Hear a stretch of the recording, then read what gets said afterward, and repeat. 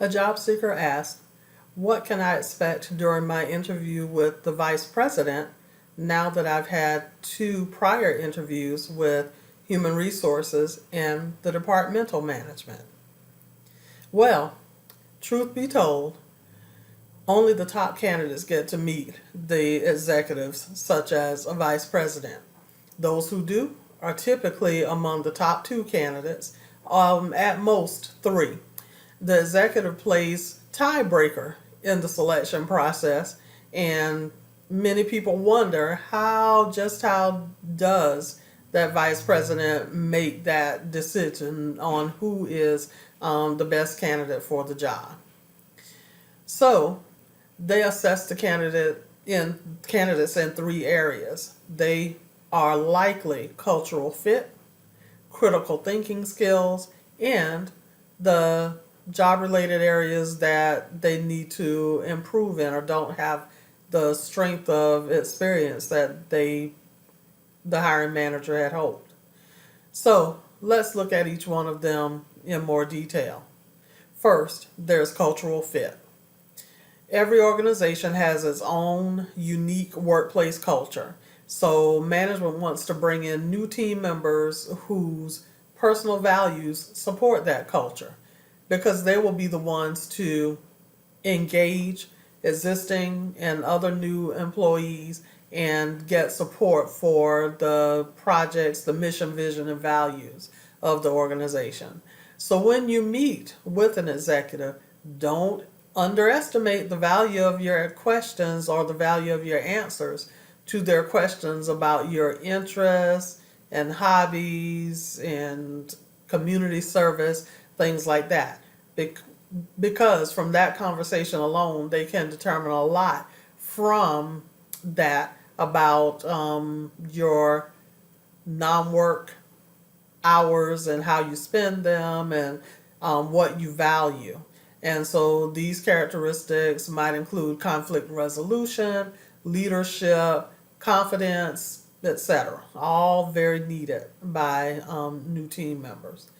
Next, there's critical thinking.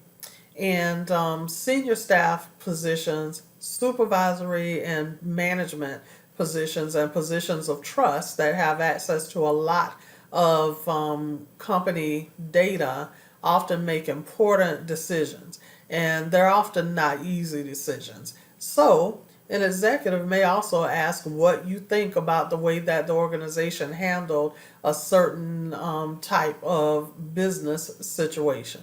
And so your answer will let him or her know if you understand the challenge that they faced.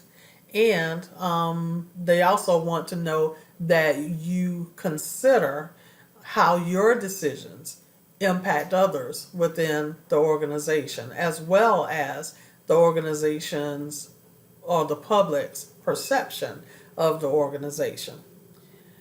Then, last but not least, are the job related areas that you may need to strengthen your skills in. Remember, no one brings 100% of the required qualifications to a new job. So the executive wants a new team member with the shortest learning curve, someone who is going to be able to make significant improvements in that area that they're currently lacking in. And so that winning candidate must prove that they take initiative to improve the areas where they may not quite measure up. So if you want to be that person, you must take responsibility and show that you do so. Take responsibility for your own professional development. So, in conclusion, know that the executive is on a mission when you meet with them. So, start doing the work now. Don't wait for the invitation to meet with them. If you start doing the work now, then you will be well poised to prove that you can make quick, impactful contributions to your new employer's continued success. Hopefully, you found this post helpful. Wherever you're watching it, subscribe, like it, or leave me a comment. I'd love to hear from you. My goal is to help you live your best career life. So, career success to you. Go get your new job.